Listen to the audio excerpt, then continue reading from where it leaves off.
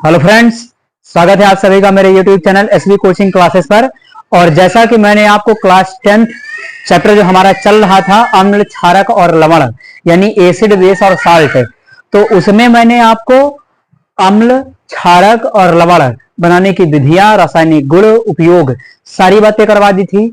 और उसके बाद जो हमारा टॉपिक था सूचक यानी इंडिकेटर, तो इंडिकेटर भी मैंने आपको करवा दिया था। वहां पर मैंने आपको यह बता दिया था कि इंडिकेटर क्या होता है, इंडिकेटर कितने टाइप का होता है, तो उसका डिस्कशन भी मैंने कर लिया था आपसे। आज का जो हमारा टॉपिक रहेगा उसी के जस्ट आगे है लवण का जल अपघटन यानी साल्ट हाइड्रोलिसिस। देखिए आपके यहाँ क्लास 10th में ये जो टॉपिक है, यहाँ पर छोटी सी जानकारी दी गई है इसके विषय में, लेकिन यहाँ से क्वेश्चन एक दो बार आ चुके हैं, है ना। ऑब्जेक्टिव प्रश्न आपका यहाँ से बन चुका है। बाकी जब क्या होगा कि आप क्लास 11th में आएंगे तो वहां पर साल्ट हाइड्रोलिसिस बिल्कुल डिटेल में है, एक एक जानकारी, वहां पर बहुत ही ज्यादा प्रश्न इसके दिए गए हैं। और वहां पर जब आपको मैं पढ़ाऊंगा तो वहां पर बिल्कुल डिटेल में करवाऊंगा। यहाँ पर आपके हाई स्कूल लेवल से जितना पूछा जाता है उतना मैं आपको करवाऊंगा इसमें। तो चलिए देख लेते हैं कि क्या है साल्ट हाइड्रोलिसिस यानी लवण का जल अपघटन। तो देखिए नाम से पता चल रहा होगा साल्ट यानी लवण। लवण क्या होता है, अगर लवण की डिफिनेशन आपको पता है तभी आप समझ पाएंगे कि सॉल्ट का जल अपघटन यानी जल के द्वारा टूटना या जल में टूटना, है ना। यानी साल्ट का जल के अंदर टूटना या जल के द्वारा टूटना। भाई जल के द्वारा क्या साल्ट को पानी में मिलाएंगे तो चाहे जल के द्वारा कह लीजिए, भाई पानी के अंदर गया तो जल ही तो तोड़ेगा। जल में क्या होता है, वाटर में डाइलेक्ट्रिक प्रॉपर्टी होती है ना। किसी भी कंपाउंड को दो भागों में तोड़ने की क्षमता जल के अंदर होती है, वाटर के अंदर होती है। तो ये है साल्ट। साल्ट को क्या करेगा, वाटर दो भागों में टूट जाएगा, है ना, तोड़ देगा। तो उसमें मिलेगा क्या आपको, साल्ट के अंदर आपको पता है कि साल्ट कहां से बनता है, एसिड से बनता है, बेस से बनता है। यानी अम्ल और क्षारक की उदासीनीकरण अभिक्रिया के फलस्वरूप प्राप्त आयनिक यौगिक को क्या कहते हैं, सॉल्ट यानी लवण कहते हैं। ये परिभाषा मैंने आपको लिखाई थी वहां पर। तो साल्ट की तो ये डिफिनेशन बन जाएगी। जल अपघटन में क्या होगा कि साल्ट को पानी के अंदर मिला देंगे और वो टूट जाएगा। तो जरा डिफिनेशन देख लेते हैं, उसके बाद मैं आपको इसके एग्जांपल समझाता हूं। तो चलिए देखते, लिखा हुआ यहां पर क्या है कि जब किसी लवण को जल में घोला जाता है तो क्या होता है, तो आयनों में यानी तो वह लवण आयनों में अपघटित हो जाता है। जैसे मान लिया यहां पर शब्द कोई स्किप हो गया हो कि तो वह लवण आयनों में अपघटित हो जाता है तथा लवण के आयन जल के आयनों के साथ क्रिया करके अम्लीयता, क्षारीयता या उदासीनता उत्पन्न करता है। इस क्रिया को लवण का जल अपघटन कहते हैं। तो चलिए ये तो किताबी भाषा हो गई, है ना। यानी इसमें कहा क्या गया है, इसमें कहा यह गया कि जब किसी भी साल्ट को आप पानी के अंदर मिलाएंगे, वाटर के अंदर डिजोल्व करेंगे, तो साल्ट में क्या होता है, प्लस होता है, माइनस होता है। एक धनायनिक भाग होगा, एक ऋणायनिक भाग होगा, साल्ट में होता है। चलिए एग्जांपल मैं ले लेता हूं। जैसे यहां पर मैंने देखिए कंटेनर पात्र कोई बना लिया, इसके अंदर भर लिया मैंने पानी, यहां पर वाटर, है ना। इसके अंदर क्या है, तो वाटर है, जल है। और उस क्वेश्चन का जवाब किसी ने नहीं दिया। मैंने पूछा था कि वाटर का रासायनिक नाम क्या होगा, कभी तक किसी कमेंट में किसी ने नहीं बताया है उसका जवाब, उसका सवाल, है ना। तो यहां पर देख लीजिए H2O आपको दिया गया है, तो उसकी जानकारी करके आप मुझे वाटर का रासायनिक नाम जरूर बताइए। मैं जानना चाहता हूं कि आपको वाटर का रासायनिक नाम पता भी है या नहीं, और नहीं पता होगा तब तो मैं बताऊंगा ही। ठीक, तो यहां पर भरा हुआ है वाटर यानी H2O। अब देखिए इसके अंदर पानी भरा हुआ है, आप इसमें कोई भी सॉल्ट मिला दीजिए। मान लिया कि मैंने इसके अंदर मिला दिया कोई भी साल्ट, अगर आपको कोई नाम ध्यान आ रहा हो साल्ट का, ना ध्यान आ नमक उठा लीजिए, है ना, NaCl। तो इसके अंदर मैंने मिला लिया NaCl। NaCl भी क्या है, साल्ट है। कैसा साल्ट है ये, तो NaCl आपका सामान्य लवण है। मैंने बताया था एग्जाम्पल भी याद होने चाहिए, लवण किसका कौन सा टाइप होता है, एग्जाम में ये भी पूछा जा सकता है ऑब्जेक्टिव प्रश्न में, है ना। तो NaCl है। अब आपको पता है कि जैसे ही आप NaCl को पानी के अंदर मिलाएंगे तो ये दो भागों में टूटेगा। किस प्रकार से, तो ये टूटेगा Na+ और Cl-, इस प्रकार से टूटेगा। तो ये हो गया साल्ट और इसको मैंने मिला दिया पानी के अंदर। अब पानी में भी तो दो भाग होते हैं, कौन कौन से, वाटर कैसे डिसोसिएट होता है, वाटर के दो भाग होते हैं, देखिए कैसे। जैसे ये जल है H2O, ये टूट करके H+ आयन और OH- आयन, यानी पानी अपने अंदर क्या होता है, H+ और OH- के रूप में रहता है। रहता कि नहीं रहता? अगर नहीं पता हो तो यहां से रट लेना, है ना, यहां से ध्यान कर लीजिए। तो जो वाटर होता है वो H प्लस और OH माइनस में टूट जाता है ना। तो यहां पर क्या होगा कि अब जैसे देखिए NaCl को मैंने पानी के अंदर मिलाया, तो वाटर के अंदर भी क्या होगा, वाटर के अंदर भी तो दो भाग होंगे, कौन कौन सा? एक होगा H प्लस और दूसरा भाग कौन सा होगा? OH minus. ये वाला भाग हो जाएगा ना, ये यानी H प्लस और OH माइनस, तो यही साल्ट। अब साल्ट में भी एक प्लस वाला भाग माइनस वाला भाग, तो देखिए लवण का धनायनिक भाग जल के ऋणायनिक भाग के साथ क्या हो जाएगा? जुड़ जाएगा, ऐड हो जाएगा, रिएक्शन कर लेगा, अभिक्रिया कर लेगा, है ना। तो Na क्या करेगा? OH के साथ जुड़ जाएगा, ऐड हो जाएगा। यहां पर आयनिक रिएक्शन हो रही है, ये भी ध्यान रखिएगा, है ना। ये रिएक्शन कौन सी है?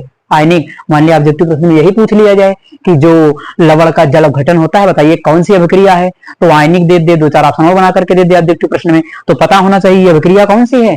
आयनिक अभिक्रिया। देखिए आयन बन है ना, प्लस माइनस जुड़ रहा, तो Na प्लस क्या होगा? Na प्लस जुड़ जाएगा OH माइनस के साथ।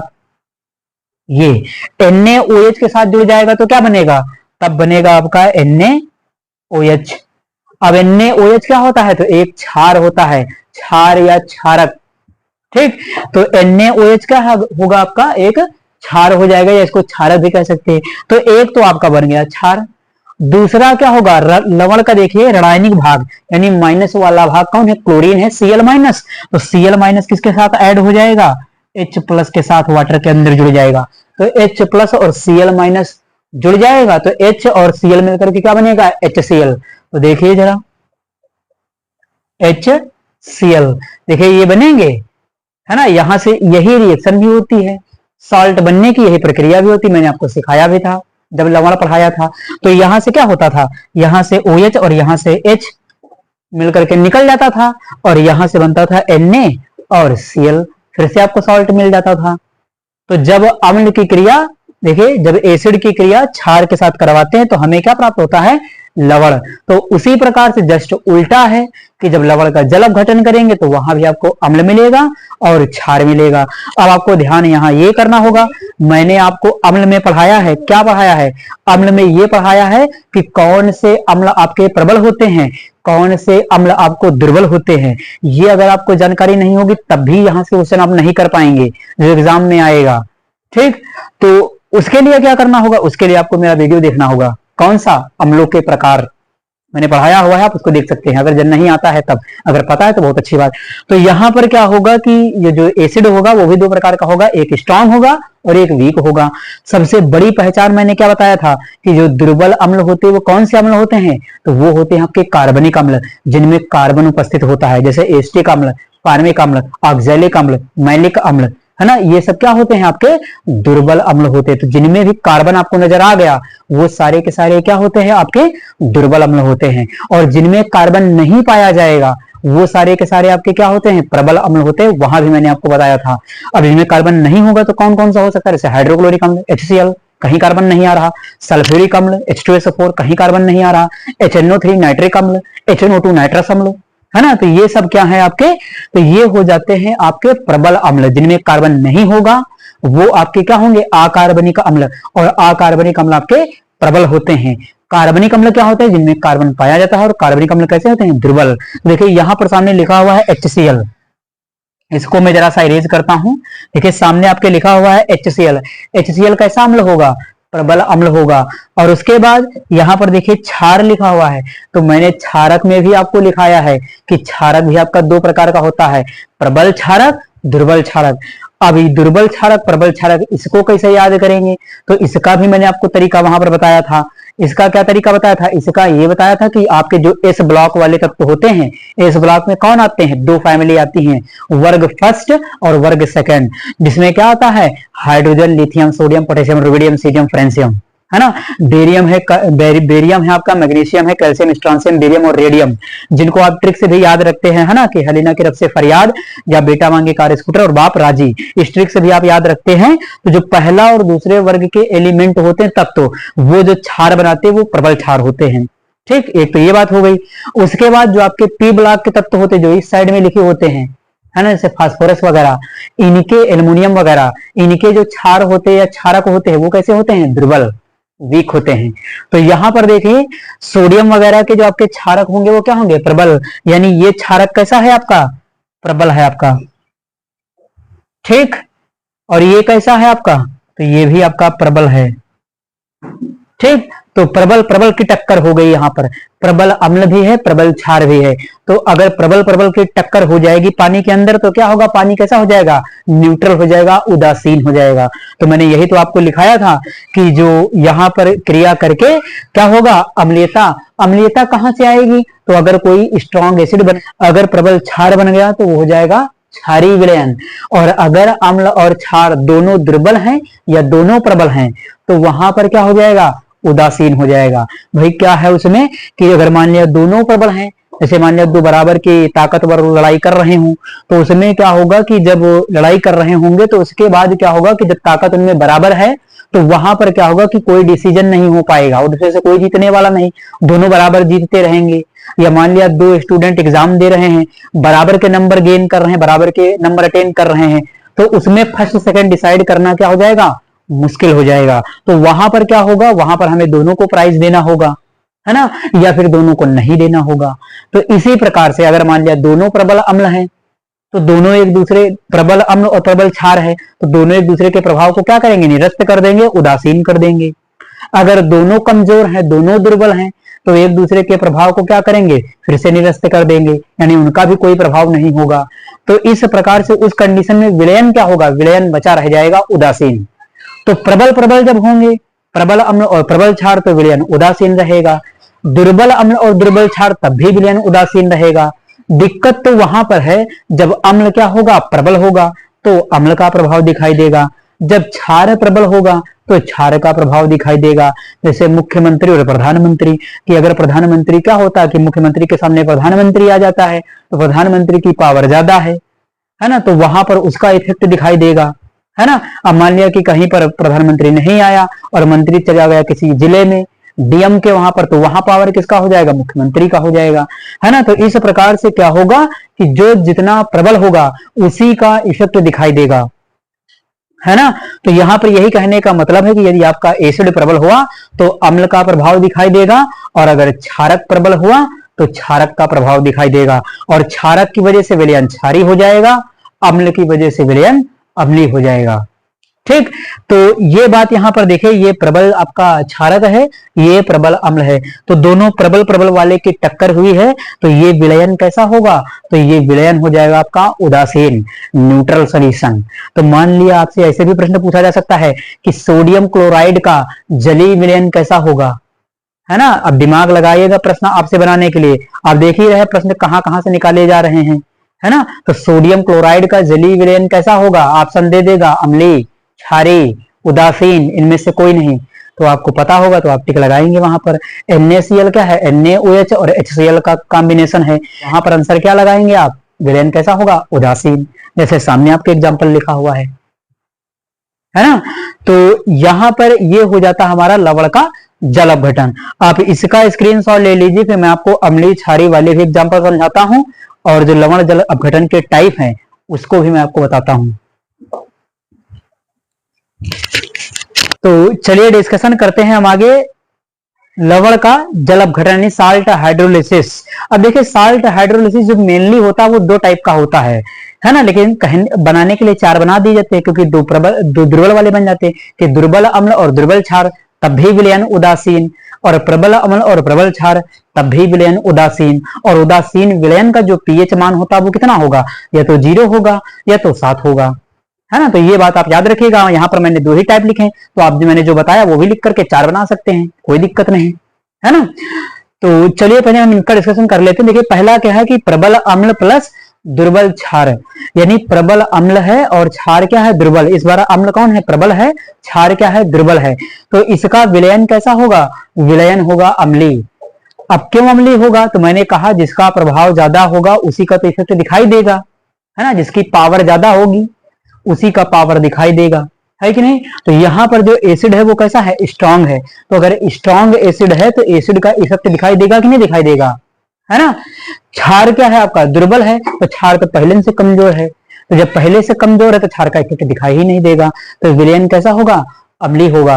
और अगर विलयन अम्लीय है तो उसका पीएच मान क्या होगा, 7 से कम। ये पीएच मान कहां से आ गया, तो पीएच मान अभी जस्ट मैं आपको इसके आगे वीडियोज में पढ़ाऊंगा, ठीक, वहां भी इसकी मैं डिटेल में चर्चा करूंगा आपसे, बहुत सारे क्वेश्चन वगैरह इसकी भी प्रैक्टिस करवाऊंगा। तो पीएच मान क्या होगा, 7 से कम। ये सिंबल देख रहे हैं ना, ये किसका सिंबल है, ग्रेटर देन लेस देन का। इसका मुंह जिसकी ओर खुला होता है वो बड़ा होता है ना, यानी 7 क्या है, ज्यादा है, पीएच क्या है, कम। तो यही तो मैंने बताया, अम्लीय विलयन का पीएच मान 7 से कम होगा। सेकंड देखिए क्या है कि प्रबल क्षार प्लस दुर्बल अम्ल, है ना, यहां पर अम्ल होगा, ये प्रबल क्षार और दुर्बल अम्ल। इस बार क्षार साहब क्या हो गए, प्रबल, और अम्ल क्या हो गया, दुर्बल। तो अगर क्षार प्रबल हो गया तो क्षार का इफेक्ट दिखाई देगा, पावर दिखाई देगा। तो अब यहां पर मालिक कौन है, तो बेस है, क्षार है ना। चलिए, तो इसका विलयन कैसा होगा, इसका विलयन क्षारी होगा, और क्षारी विलयन का पीएच मान क्या होता है, 7 से ज्यादा होता है। तो यहां पर पीएच देखिए ग्रेटर देन किससे है, 7 से। तो ये भी याद रखिएगा, वैसे मैं इसको करवाऊंगा अभी पीएच मान वाला जब वीडियो बनाऊंगा उसमें आपको करवाऊंगा वहां। यहाँ केवल आप केवल याद करने के लिए इसको पढ़ लीजिए, पीएच मान याद रखिए बस, ठीक, बाकी तो बताऊंगा ही। तो पीएच मान इसका 7 से ज्यादा होगा, ठीक। चलिए, अब मैं दोनों के एक एक एग्जांपल लेकर के आपको क्लियर कर देता हूं कि आखिर साल्ट हाइड्रोलिसिस क्या होता है और ज्यादा अच्छे से समझ में आ जाए। तो पहला देखिए लिखा हुआ है प्रबल अम्ल और दुर्बल क्षार। तो कोई एक हम सॉल्ट ले लेते, कोई एक लवण ले लेते हैं जो प्रबल अम्ल और दुर्बल क्षार से मिलकर के बना हुआ हो। तो चलिए, सबसे पहले आपको प्रबल अम्ल और दुर्बल क्षार याद होने चाहिए। अगर वो नहीं याद है तो साल्ट हाइड्रोलिसिस का क्वेश्चन आप कभी भी नहीं कर पाएंगे, ठीक। रटा रटाया काम नहीं आएगा, एक दो रटके गए, मान लिया वो नहीं आया एग्जाम्पल में, पेपर में, तब क्या करोगे, है ना। तो इसलिए प्रबल अम्ल और दुर्बल क्षार के एग्जाम्पल्स जो लिखाए हैं मैंने उनको जरूर याद कर लीजिएगा, वीडियो में मेरे लिखाए हुए हैं उनको देख लीजिएगा। तो प्रबल अम्ल और दुर्बल क्षार, तो मुझे तो पता है साल्ट कौन सा है, प्रबल अम्ल। आपको नहीं पता तो आप याद कर लेना उसको, कौन प्रबल क्षार होता है, कौन दुर्बल अम्ल होता है, कौन दुर्बल क्षार, कौन प्रबल अम्ल, ठीक। चलिए, मैंने एक साल्ट का एग्जाम्पल ले लिया, यहां पर मैंने एक साल्ट ले लिया FeS4, है ना, फेरस सल्फेट। हालांकि मैं अम्ल और क्षार लेकर के बना करके भी आपको बता सकता हूं, लेकिन मुझे साल्ट याद है ना, तो मैंने वो ले लिया है। वरना मेरा वीडियो देख लीजिएगा, मैंने वहां पर बताया है आपको प्रबल अम्ल और दुर्बल क्षार से बनने वाला सॉल्ट, वहां पर आपको पढ़ाया है, आप उसको देख सकते हैं, ठीक। अगर ज्यादा दिक्कत वाली प्रॉब्लम हो रही तो अभी जहां से बनेगा वो भी आ जाएगा इसमें। देखिए, ये है आयरन सल्फेट, फेरस सल्फेट है। अब यहाँ पर देखिए SO4 के ऊपर क्या लगता है, माइनस लगता है, 2 माइनस का चार्ज है। मैंने आपको संयोजकता वाले टॉपिक भी करवाया है, रासायनिक सूत्र बनाना, उसमें बताया कि SO4 पर डबल माइनस लगता है। तो अगर इस पर डबल माइनस लगता है तो इस पर क्या लगेगा, डबल प्लस लगेगा। ऐसे टूटेगा फेरस सल्फेट। मैं पानी ले लेता हूं, वाटर H2, ये ले लिया H2, H2O में क्या होगा, H प्लस और OH माइनस। पानी के अंदर ये आयन होंगे, यहाँ पर कौन है, H2O है, पानी के अंदर ये आयन होंगे। आप इस साल्ट को क्या करिए, ला करके पानी के अंदर डाल दीजिए फेरस सल्फेट को। अब देखिए फेरस सल्फेट कैसे टूटेगा, Fe डबल प्लस और SO4 में, यानी पानी के अंदर आने के बाद ये कैसे टूटेगा, Fe डबल प्लस और OH, SO4 है, OH नहीं है, SO4 डबल माइनस, ऐसे टूटेगा फेरस सल्फेट। अभी मैंने आपको लिखा सामने साल्ट कि साल्ट ऐसे टूटेगा पानी के अंदर मिलाने पर, है ना। तो पानी के अंदर जैसे इसको डिजॉल्व करेंगे तो ये Fe डबल प्लस और SO4 डबल माइनस में टूट जाएगा। देखिए SO4 पर चार्ज याद कर लीजिए, अधिकतर SO4 वाला ही आता है, SO4 पर 2 माइनस, तो SO4 के साथ जो भी लिखा हुआ होगा उस पर डबल प्लस, जितना प्लस उतना ही माइनस, तभी तो कंपाउंड उदासीन होगा। और कंपाउंड उदासीन है, इसका मतलब फार्मूला बिल्कुल सही है, ठीक। तो यहां पर देखिएगा अब क्या होगा कि पानी के अंदर ये आयरन जो है, लोहा Fe, ये क्या करेगा, प्लस वाला पानी के माइनस वाले चार्ज से रिएक्शन कर लेगा, यानी प्लस वाला माइनस के साथ क्या हो जाएगा, अभिक्रिया कर लेगा या जुड़ जाएगा, है ना, क्योंकि यहाँ आयनिक रिएक्शन है तो FeOH के साथ ऐड हो जाएगा। तो यहां पर क्या बनेगा, यहां पर बन जाएगा FeOH का होल ट्वाइज, ये बन जाएगा। आयनिक सूत्र कैसे बनता है मैंने आपको बहुत पढ़ाया है, आप देख लीजिएगा उसमें। तो FeOH का होल ट्वाइज ये बनेगा, ठीक। उसके बाद SO4 पर कितना माइनस है, 2, तो जितना माइनस है उतना ही प्लस वाला तो जुड़ेगा।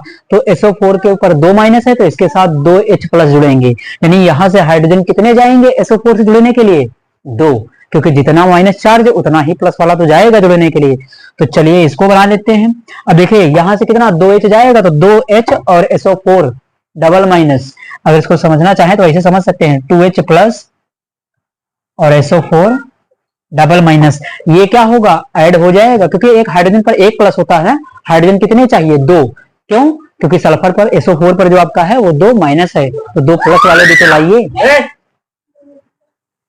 तो ये जुड़ करके क्या बन जाएगा, H2SO4 बन जाएगा, तो सल्फ्यूरिक एसिड बन गया। चलिए अब देखिए क्या क्या हुआ है यहाँ पर, H2SO4 है आपका, और ऊपर क्षार क्या बना है, FeOH का वोल्टाइज। तो जहां से रिएक्शन चली थी वहीं पर आकर के खत्म हुई। देखिए आपको मिल गया सल्फ्यूरिक एसिड, सल्फ्यूरिक अम्ल क्या है, प्रबल अम्ल है। बन गया आयरन ऑक्साइड FeOH का वोल्टाइज। मैंने आपको बताया डी ब्लॉक वाले तत्व जो क्षार बनाते हैं, लोहा है, जिंक है ना, और क्रोमियम वगैरह है, कॉपर वगैरह है, इन सब के क्षार क्या होते हैं, दुर्बल होते हैं, है ना। तो यहाँ पर जो आपका होगा ये प्रबल अम्ल है, यानी ये अम्ल कैसा है, प्रबल है। ये क्षारक कैसा है, दुर्बल है। ठीक, तो प्रबल अम्ल और दुर्बल क्षारक, देखिए लिखा हुआ प्रबल अम्ल और दुर्बल क्षारक। तो प्रबल अम्ल और दुर्बल क्षारक, इससे बना हुआ विलयन कैसा होगा, सामने देखिए लिखा है विलयन अम्लीय होगा, क्योंकि सल्फ्यूरिक अम्ल क्या है, प्रबल अम्ल है, अम्ल प्रभावी है, अम्ल ताकतवर है, तो अम्ल का प्रभाव दिखाई देगा।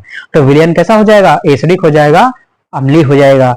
तो रिएक्शन भी अगर लिखना चाहे तो रिएक्शन भी लिख सकते हैं। यहां से क्या करेंगे, बना देंगे FeSO4 फेरस सल्फेट, और बन जाएगा 2H2O यानी वाटर, है ना। तो आप इसको अगर बनाना चाहें तो रिएक्शन भी लिख सकते हैं कि यहां से बन जाएगा FeSO4 जो आपको साल्ट दिया गया था यहां पर, ठीक, और बन जाएगा आपका 2H2O। तो ये रिएक्शन भी इसकी लिखी जा सकती है। तो पूरी बातें समझाने के लिए मैंने आपको ये एग्जांपल लिया। विलयन कैसा हो गया, इसका अम्लीय हो गया, और यहां पर इस तरीके से कर दिया। देखिए अब क्या है कि ये मैंने आपको समझाने के लिए किया, आपको एग्जाम में ये नहीं करना है। एग्जाम में तो केवल टिक लगाने के लिए आएगा, है ना, या हो सकता है कि लिखने के लिए भी कह दिया जाए। तो अगर मान लिया लिखने के लिए कह दिया जाएगा तब क्या करेंगे, तब आप उसका रीजन लिख देंगे। जैसे मैंने लिखने के लिए भी 1 नंबर 2 नंबर में कह दिया, है ना, कि फेरस सल्फेट का जल अपघटन समझाइए, या फेरस सल्फेट के जल अपघटन को लिखिए, बताइए, समझाइए, टिप्पणी लिखिए, कुछ भी पूछ ले, है ना। तो क्या लिखेंगे कि जब फेरस सल्फेट को पानी के अंदर घोला जाता है तो यह फेरस आयन और सल्फेट आयन में अपघटित हो जाता है ना, तथा अपघटित हो जाता है, तथा जो फेरस आयन है वो जल के हाइड्रोक्साइड आयन के साथ क्रिया करके फेरस हाइड्रोक्साइड का निर्माण करता है, और सल्फेट आयन जल के हाइड्रोजन आयन के साथ क्रिया करके सल्फ्यूरिक अम्ल का निर्माण करता है। तो प्रबल अम्ल, है ना, प्रबल अम्ल कौन है, सल्फ्यूरिक अम्ल, यानी प्रबल अम्ल सल्फ्यूरिक अम्ल। ब्रैकेट में लिख सकते हैं कि प्रबल अम्ल बनने के कारण फेरस सल्फेट का जलीय विलयन अम्लीय होता है। इस बात को आप आंसर में लिख सकते हैं। ठीक, तो आप इसका स्क्रीनशॉट ले लीजिए, फिर मैं आपको सेकंड वाला एग्जांपल भी समझाता हूं। चलिए, तो आपने स्क्रीनशॉट इसका ले लिया होगा। अब मैं एग्जांपल आपसे सेकंड वाला ले लेता हूं, प्रबल क्षार और दुर्बल अम्ल। इस बार क्षार है पहलवान और अम्ल क्या है आपका, दुर्बल है, वीक है। तो चलिए इसका एग्जांपल समझ लेते हैं। एग्जांपल हम इसको समझने के लिए लेते हैं कोई भी, देखिए कोई एग्जांपल ले लेते हैं। आपको मान लिया कोई आपको याद हो तो आप ले लीजिए, मुझे जो याद आ रहा मैं वो ले लेता हूं। तो यहां पर एग्जांपल हम लेते हैं सोडियम एसीटेट का, CH3COO है ना। मैंने एग्जांपल ले लिया, मुझे तो याद है, अगर आपको नहीं याद है तो याद कर लीजिएगा। प्रबल अम्ल और दुर्बल क्षार उन्हीं से बना होगा, ये सॉल्ट है लवण। ठीक, तो ये ले लिया मैंने सोडियम एसीटेट। चलिए इसको भी तोड़ते हैं पानी के अंदर। तो यहां देखिए वाटर ले लेते हैं H2, और वाटर के अंदर क्या होगा, वही आपके पुराने 2 भाग होंगे, H+ और OH-। ये 2 भाग होंगे कहां, वाटर के अंदर, H2O के अंदर।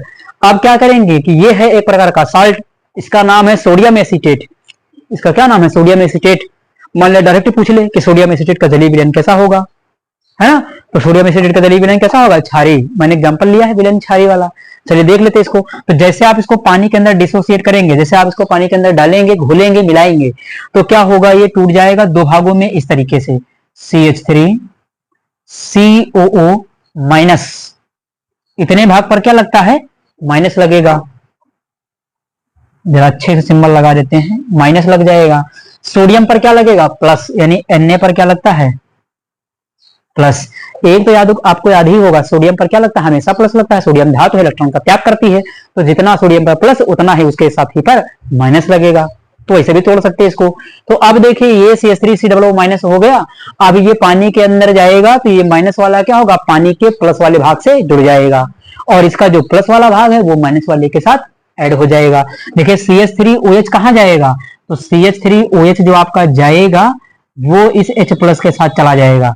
ये CH3COO माइनस और H प्लस, माइनस वाला पार्ट प्लस वाले को पकड़ेगा, प्लस वाला पार्ट माइनस वाले को पकड़ेगा, अपोजिट चार्ज वालों को जोड़ देना है आपस में।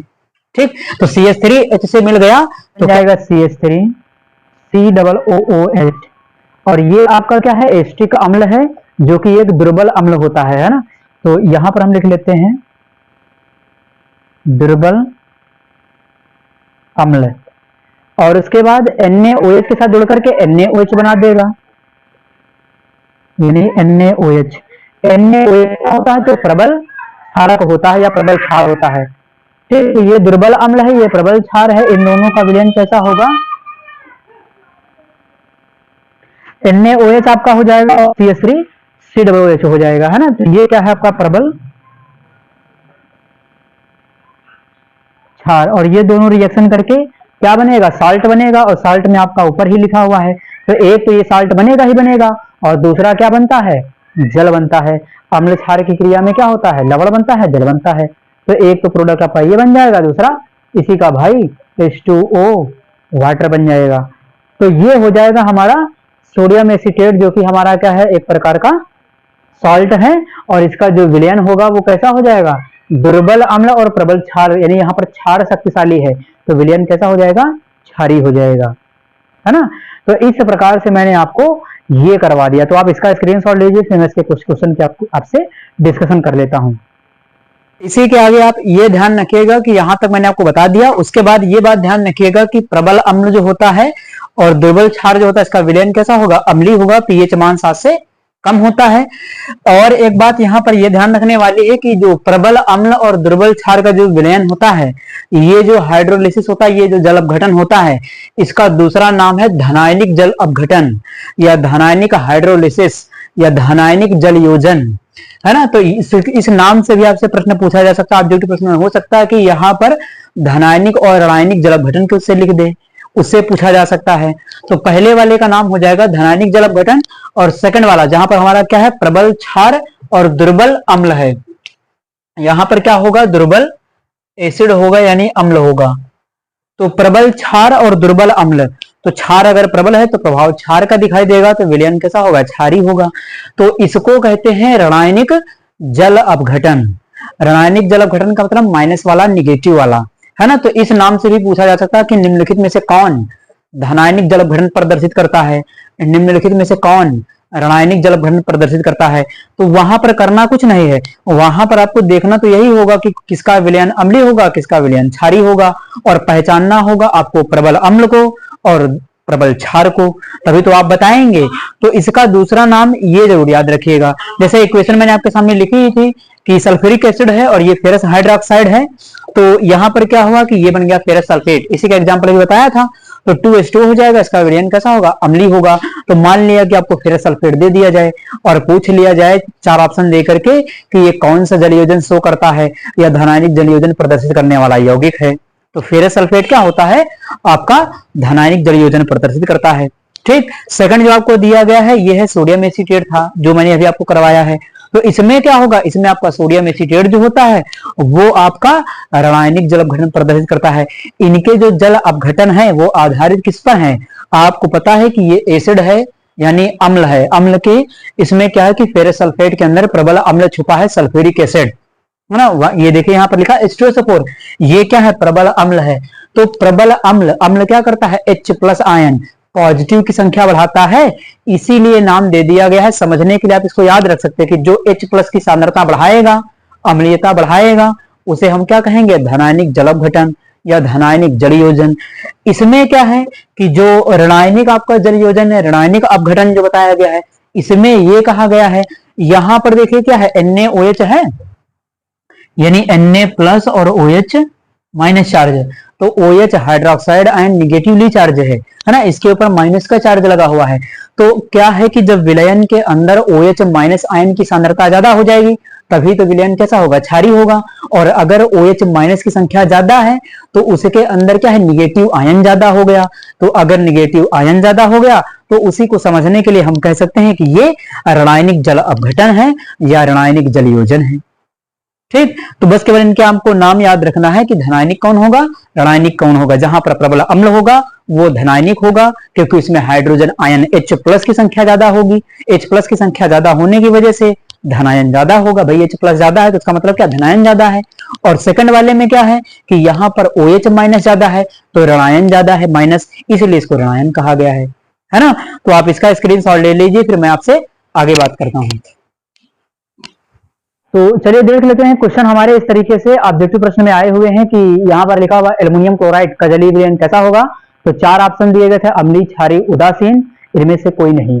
और इधर ये लिखा हुआ है कि कैल्शियम सल्फेट इसका जलीय विलयन कैसा होगा, है ना। तो अम्लीय, क्षारीय, उदासीन, इसमें भी आपको 4 ऑप्शन मिलते हैं। तो जब ये पता होंगे आपको कि ये सॉल्ट किस प्रकार के अम्ल और लवण से मिलकर के, अम्ल और क्षार से मिलकर के बने हुए हैं, तभी आप इसको कर पाएंगे। तो ये प्रश्न जो आधारित होता है वो सॉल्ट हाइड्रोलिसिस से ही होता है, इस तरीके का क्वेश्चन। तो चलिए यहाँ पर देखिए एल्युमिनियम है, अब यहाँ पर देखिए एल्युमिनियम है, यहाँ पर क्लोरीन है। आयनिक यौगिकों के सूत्र मैंने आपको बनाना जो है लिखाया है, पढ़ाया है, आप उसको देख सकते हैं। तो ये एल्युमिनियम क्लोराइड है, ये कैसे टूटेगा, तो ये टूट जाएगा आपका एल्युमिनियम ट्रिपल प्लस और 3Cl माइनस, ऐसे टूटेगा। कैल्शियम सल्फेट आपका तो SO4 पर डबल माइनस, Ca पर डबल प्लस, ये ऐसे टूटेगा Ca डबल प्लस और SO4 डबल माइनस, है ना, इस तरीके से टूट जाएगा। अब देखिए पानी के अंदर क्या होता है, H प्लस और OH माइनस। तो जैसे आप इनको पानी के अंदर मिलाएंगे तो यहाँ पर H प्लस और OH माइनस, ये तो मैं जस्ट आपको समझाने के लिए लिख रहा हूँ, आप सीधे भी ऐसे लिख सकते हैं। तो यहाँ पर देखिए क्लोरीन क्या है, माइनस वाला पार्ट प्लस वाले पार्ट को पकड़ लेगा वाटर के, ठीक। और साल्ट का धनावेशित भाग जल के ऋणावेशित भाग के साथ जुड़ जाएगा, यानी प्लस माइनस अपोजिट वाले से जुड़ेगा, ये ध्यान रखना है। और ये रिएक्शन कैसी है, आयनिक अभिक्रिया है, ये भी ध्यान रखिएगा, ठीक। तो एल्युमिनियम OH के साथ जुड़ जाएगा, लेकिन एल्युमिनियम पर चार्ज देखिए कितना है, एल्युमिनियम पर चार्ज है 3।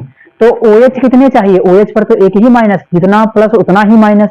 अगर 3 प्लस है तो कहेगा कि जाओ 3 OH लेकर के आओ, अपने 2 भाइयों को और लेकर के आओ। तुम 3 OH बनाओगे, मैं 3 एल्युमिनियम हूं, मेरे ऊपर 3 प्लस है, तुम 3 माइनस आओ, तब मैं जुड़ करके क्षारक बनाऊंगा, ठीक। तो एल्युमिनियम जुड़ जाएगा OH के साथ। तो कितने OH लगेंगे, 3 OH लगेंगे। ये समझाने के लिए आपको लिखना है, आपको रिएक्शन वगैरह कहीं नहीं लिखना है, ठीक।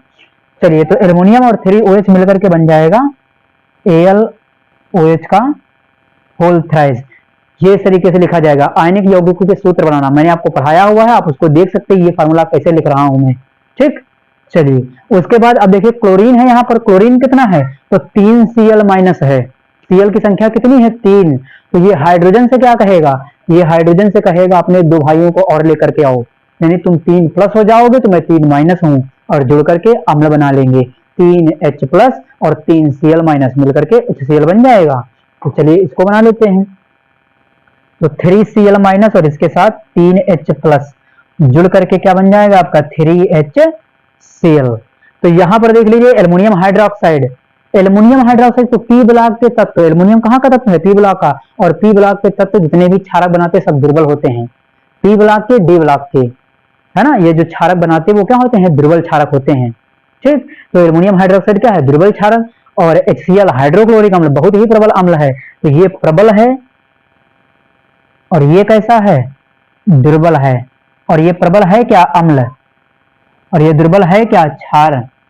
तो देखिए प्रबल अम्ल और दुर्बल क्षार का मिक्सचर है एल्युमिनियम क्लोराइड या एल्युमिनियम ट्राइक्लोराइड, ठीक। तो प्रबल अम्ल और दुर्बल क्षार, अब यहाँ प्रबल कौन है, अम्ल है, तो यहाँ अम्ल का प्रभाव दिखाई देगा, विलयन कैसा होगा, अम्लीय। पीएच मान कितना होगा, 7 से कम, तो मान लिया पीएच मान भी पूछा जा सकता है, ठीक। तो इस प्रकार से इसको सॉल्व कर सकते हैं। ये सब कहानी तो मैंने आपको समझाने के लिए किया है, आप सीधे HOH से रिएक्शन करवा करके अम्ल क्षार बना सकते हैं, ठीक। ये तो मैंने आपको समझाने के लिए करा है। इधर देखिए कैल्शियम सल्फेट, तो यहाँ पर देखिए मैं सीधे रिएक्शन लूंगा, कैल्शियम पर डबल प्लस है, ये वाटर के OH माइनस से जुड़ेगा, OH माइनस जुड़ेगा और कैल्शियम पर कितना प्लस है, 2 है, तो ये हाइड्रोक्साइड से क्या कहेगा, 2 OH माइनस लेकर के आओ। ठीक, तो कैल्शियम जो है आपका OH के साथ जुड़ करके कैल्शियम हाइड्रोक्साइड बनाएगा।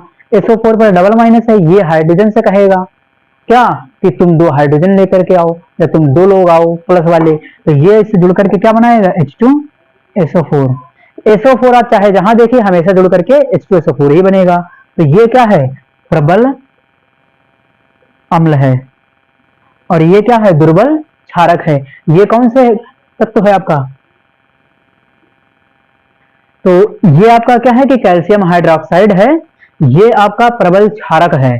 कैल्शियम हाइड्रोक्साइड ये एस ब्लॉक का है और एस ब्लॉक का जो क्षारक होता है वो क्या होता है, प्रबल होता है। मैंने आपको बताया भी था कि जो एस ब्लॉक वाले क्षारक होते हैं वो क्या होते हैं, प्रबल होते हैं।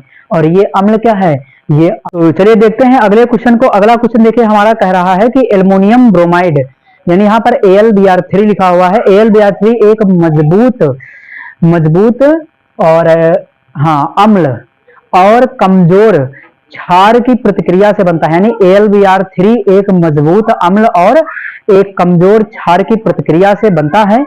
जब यह लवण से अलग हो जाता है तो विलयन की प्रकृति क्या होगी, ये आपसे पूछा गया। यानी AlBr3 आपको दिया गया है, इसको बताया गया कि ये एक आपका जो अम्ल है वो क्या है कि अम्ल आपका प्रबल अम्ल है, यानी मजबूत अम्ल कह रहा, मजबूत का मतलब क्या, प्रबल अम्ल है, और क्षार कैसा है आपका, दुर्बल है। तो आपको देखते ही पता चल गया होगा कि अम्ल प्रबल है और क्षार क्या है, दुर्बल है।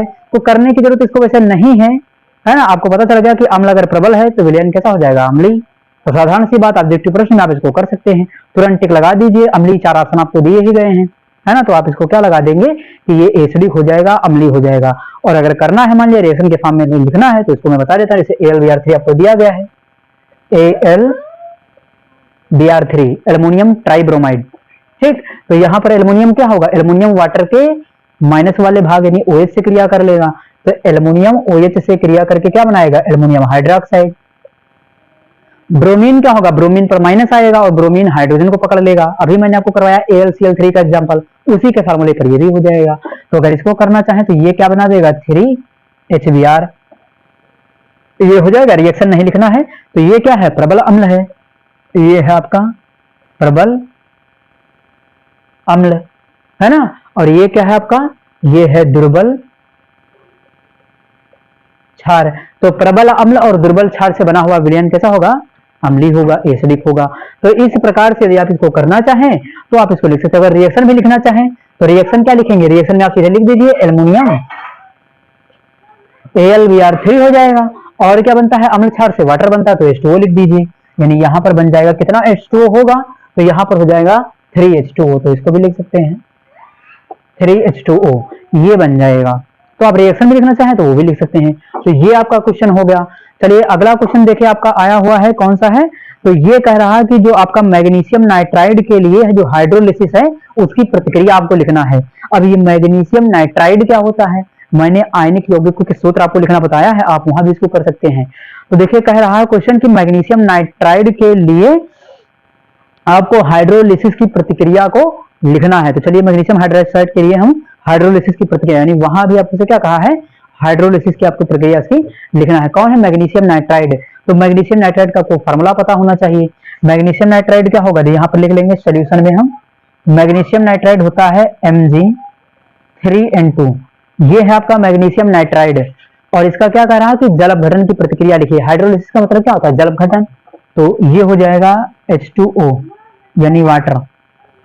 तो ये फिर वही होगा, वाटर से रिएक्शन करेगा तो मैग्नीशियम हाइड्रोक्साइड बन जाएगा, यानी ये बन जाएगा MgOH का होल ट्वाइस। एक तो ये बन जाएगा, है ना, और दूसरा क्या बनेगा, देखिए नाइट्रोजन है ना। अब यहाँ पर क्या है कि अगर ये नाइट्रोजन आए, प्रश्नों में कभी कभी कंफ्यूजन हो गया, लोग इसको साल्ट समझ बैठे, और जो कि ये साल्ट नहीं है, है ना। यहाँ पर क्या है, मैग्नीशियम है और ये नाइट्रोजन है, तो ये प्रकार का साल्ट नहीं था। तो लेकिन हमें क्या होगा कि ये मैग्नीशियम हाइड्रोक्साइड बन जाएगा और अमोनिया गैस बन जाएगी NH3। तो ये हो गया हमारा मैग्नीशियम और अमोनिया गैस। अगर ये रिएक्शन बैलेंस नहीं तो इस रिएक्शन को बैलेंस करना आपका होमवर्क है। ठीक, तो क्वेश्चन नंबर जो हमें सेकंड दिया गया था मैग्नीशियम नाइट्राइड, वो मैंने आपको करके बता दिया। उसके बाद क्वेश्चन नंबर अगला आप देख सकते हैं कि यहां पर दिया गया N2O3, है ना, डाई नाइट्रोजन ट्राईऑक्साइड इसको कहते हैं, ठीक, कि जल अपघटन से कौन से नाइट्रोजन के ऑक्साइड प्राप्त होते हैं। तो इसका जल अपघटन, अब देखिए इसका हाइड्रोलिसिस नहीं करवाना, ये साल्ट नहीं है, जैसे ये साल्ट नहीं था वैसे वो भी साल्ट नहीं है। N2O3 कोई साल्ट नहीं है, लवण नहीं है ना। तो अब क्या करना होगा, हमें N2O3 का हाइड्रोलिसिस करवाना होगा। तो N2O3 के हाइड्रोलिसिस से क्या बनेगा, चलिए देख लेते हैं। इसका हाइड्रोलिसिस करवाना है, यानी इसकी वाटर से रिएक्शन नहीं करना है। हाइड्रोलिसिस, हाइड्रोलिसिस का मतलब ये होता है कि उसका क्या करेंगे, जल की प्रेजेंस में अपघटन करवाएंगे, ठीक। तो चलिए N2O3 इसका मैं क्वेश्चन में लिख देता हूं, N2O3। तो जब इसका हम हाइड्रोलिसिस कर देंगे H2O, यहां पर H2O होने का मतलब है कि वाटर की प्रेजेंस में इसको हीट किया गया है, तोड़ा गया है। वाटर से रिएक्शन नहीं कहा गया है कि जल से रिएक्शन लिखिए, है ना, ज्यादा अच्छा ना लगे तो रिएक्शन के ऊपर H2O लिख लीजिए, है ना। ये है इसका हाइड्रोलिसिस। तो हाइड्रोलिसिस से क्या होगा, हाइड्रोलिसिस से ये बना लेगा N2O और NO। N2O जो दिया गया है आपको वो नाइट्रस ऑक्साइड हो जाएगा, NO क्या हो जाएगा, नाइट्रिक ऑक्साइड। तो ये आपके साल्ट नहीं थे, लेकिन कभी कभी क्वेश्चन ये भी पूछ लिए गए हैं ताकि लोग साल्ट समझकर इसको गलत कर बैठे, है ना। तो ये क्वेश्चन जो मैंने आज आपको साल्ट हाइड्रोलिसिस से करवाया है, उम्मीद करता हूं कि आप सभी को ये समझ में आ गए होंगे। हम अपने अगले वीडियो में पीएच मान के साथ। Thanks for watching this video.